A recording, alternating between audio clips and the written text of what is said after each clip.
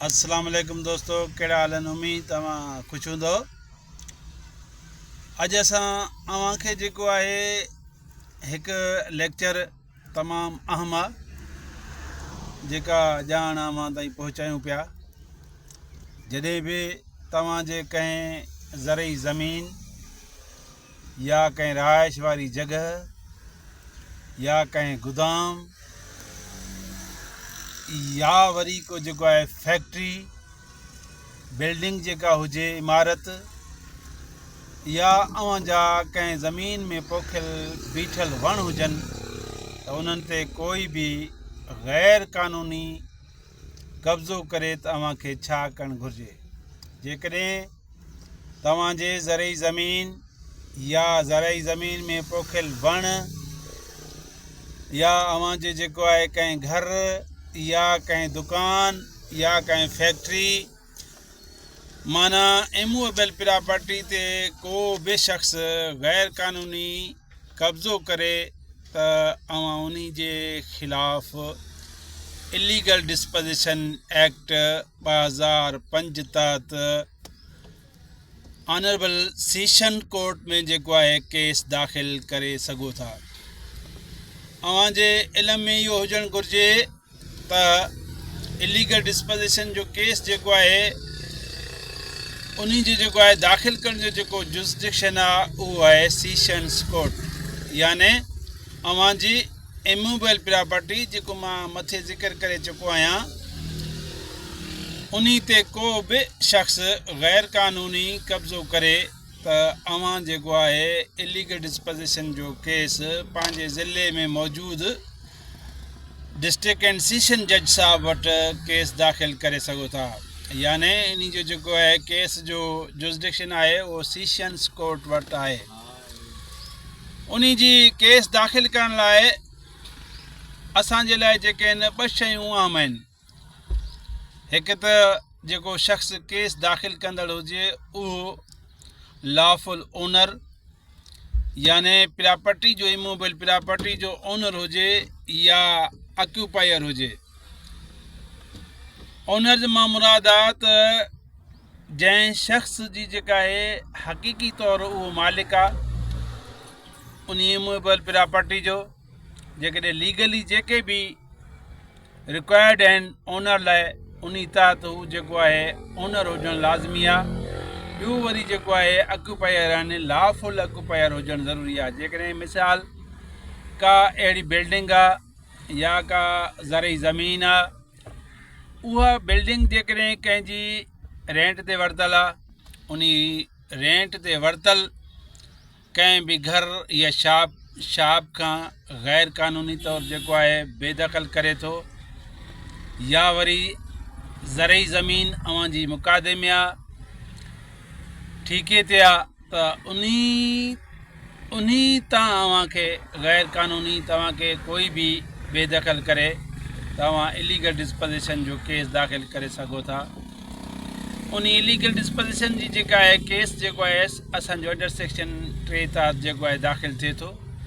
ऐं जेकॾहिं वायोलेशन आहे अंडर सेक्शन 3 जो जेको आहे इलीगल डिस्पोजिशन एक्ट जो, त पोइ जेको आहे उन ते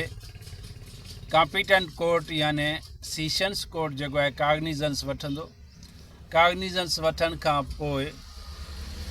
हू जेको आहे प्रोसीजर जेको अप्लाई कंदो उहो क्रिमिनल प्रोसीजर कोड में जेको प्रोसीजर ॾिनल आहे उन तहत केस जी जेको आहे प्रोसीजर कंदो। पर हिकिड़ी ॻाल्हि यादि करे रखी छॾिजो त हिन जेको इलीगल डिस्पोजिशन एक्ट में अंडर सेक्शन 200 CRPC ऐं 193 CRPC जेके आहिनि इहे अप्लाई न थींदा आहिनि, छाकाणि त हीअ जुरिसडिक्शन जेको इन्वेस्टिगेशन जो प्रोसेस आहे उहो जेको आहे डिस्ट्रिक्ट एंड सेशन जज जेको आहे ख़ुदि इलीगल डिस्पोजिशन एक्ट में ॾिनल प्रोसीजर तहत जेको आहे कंदो आहे। जॾहिं बि कोई बि शख़्स जेको इलीगल डिस्पोजिशन जो केस दाख़िल करे थो, याने हू ओनर आहे या ऑक्यूपायर आहे, त पोइ उन ते सेशन्स कोर्ट जेको आहे SHO कंसर्न जेको SHO आहे जिते प्रॉपर्टी सिचुएटेड आहे उन कंसर्न SHO खां रिपोर्ट कॉल करे थो, यानी रिपोर्ट कॉल कंदो। रिपोर्ट कॉल करण खां पोइ जेको आहे रेवेन्यू खां बि जेको आहे हू रिपोर्ट कॉल करे सघे थो, या वरी जेकॾहिं लोकल इंक्वायरी ज़रूरी आहे त कंसर्न मैजिस्ट्रेट जिते प्रॉपर्टी सिचुएटेड आहे त उन कंसर्न मैजिस्ट्रेट जे ज़रिए सेशंस जज जेको आहे इंक्वायरी मुक़ररु करे रिपोर्ट कॉल करे सघे थो, यानी काग्निज़ेंस वठण खां अॻु में इहे मरहला थींदा आहिनि। ऐं तंहिंखां पोइ जेकॾहिं रिपोर्ट में जॾहिं बि सेशंस कोर्ट रिपोर्ट कॉल करे थो त उन दौरान जेकॾहिं अंडर सेक्शन 6 तहत जेको आहे यानी सेशंस कोर्ट मुतमइन थिए थो त रिपोर्ट में इहा शइ जेके सेशंस कोर्ट कॉल कया आहिनि उन्हनि मां ज़ाहिर थिए थो, रिकॉर्ड उन जे साम्हूं अची वञे थो त जेके कंप्लेनेंट आहे या जेको अक्यूज़ड आहे जंहिं ते जेको आहे इलीगल डिस्पोजिशन जो केस दाख़िल थी वियो आहे या थिए पियो त पोइ जेको आहे जेकॾहिं लीगली रिकॉर्ड ॿिन्ही जे हक़ में मौजूदु न आयो त उहो जेको आहे फ़ैसिले करण ताईं सेशंस कोर्ट मुतमइन थियण खां पोइ उन साॻी प्रॉपर्टी जंहिं ते केस दाख़िल कयो आहे उन खे जेको आहे अटैच रखंदो। ऐं अटैच करण वक़्तु कोर्ट सगोरी इमूवेबल प्रॉपर्टी खे जेको आहे हिकु मैनेजमेंट जेकॾहिं एडमिनिस्ट्रेटिव वे में जेको आहे उन खे महफ़ूज़ रखंदो। जेकॾहिं अहिड़ी का प्रॉपर्टी आहे जंहिंखे जेको आहे याने कंहिं डिस्ट्रॉय थियण जो ख़तरो आहे त उन खे महफ़ूज़ रखण लाइ एडमिनिस्ट्रेटर मुक़ररु कंदो। ऐं इन खां अलावा जॾहिं सेशंस कोर्ट जेको आहे ट्रायल जे स्टेज में अचे थो, ट्रायल स्टेज हलाइण वक़्तु हू महसूसु करे थो यानी उनजी रिकॉर्ड जेका उन जे साम्हूं अचे थो पियो त उन रिकॉर्ड मां मुतमइन थिए थो त जेको कंप्लेनेंट आहे उन जी जेका प्रॉपर्टी आहे रिकॉर्ड में जेका आहे ट्रायल में उन जे साम्हूं रिकॉर्ड जेको आहे ट्रायल जे स्टेज में अचे थो पियो, कोर्ट मुतमइन थिए थो त पोइ जेको आहे उहो इंटीरियम ऑर्डर जेको आहे कंदो, कंप्लेनेंट जे हवाले जेको आहे उहा प्रॉपर्टी करे सघे थो, पर कहिड़े स्टेज में, ट्रायल जे स्टेज में। ऐं फ़ैसिले करण खां पोइ जेको आहे फ़ैसिले करण खां पोइ कोर्ट सगोरी जेको आहे मुतमइन थिए थो त जेको आहे जेको कंप्लेनेंट आहे जंहिं केस दाख़िल कयो आहे उहो जेको आहे ओनर या ऑक्यूपायर जे हक़ में ट्रायल अचे थो त पोइ उन खे पोजीशन जेको आहे उन जे हवाले जंहिं कंप्लेनेंट केस दाख़िल कयो आहे उन जे हवाले कोर्ट सगोरी जेको आहे उन इमूवेबल प्रॉपर्टी जी जेका आहे उहा उन जंहिं कंप्लेनेंट यानी ओनर या ऑक्यूपायर जो आहे उन जे हवाले कराईंदो। ऐं इन सां गॾोगॾु जेकॾहिं को बि दौरा उहो एग्रीवेंस आहे त उहो हाई कोर्ट में जेको आहे 3 ॾींहंनि में अपील दाख़िल करे सघे थो अंडर सेक्शन 8A तहत। ऐं इन खां अलावा जेकॾहिं कोर्ट में जेको आहे जॾहिं बि इलीगल डिस्पोजिशन जो केस दाख़िल कयो वेंदो आहे, जेकॾहिं उहो केस जेको आहे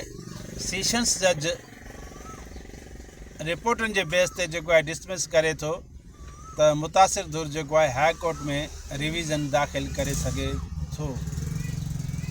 यानी अपील ऐं रिवीज़न जो जुरिस्डिक्शन जेको आहे इलीगल डिस्पोजिशन जो उहो जेको आहे ॾिनल आहे छा में, उहो जेको आहे सिर्फ़ु हाई कोर्ट खे जुरिस्डिक्शन आहे, इहो अव्हांखे ज़रूरु यादि रखणु घुरिजे।